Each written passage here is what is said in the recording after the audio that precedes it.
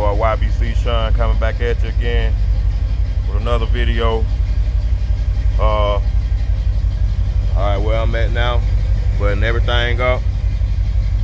Found out what my issue was with my fuel.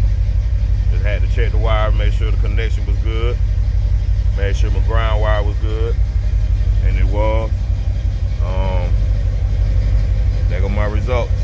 The only thing I gotta really figure out is if my speedometer works.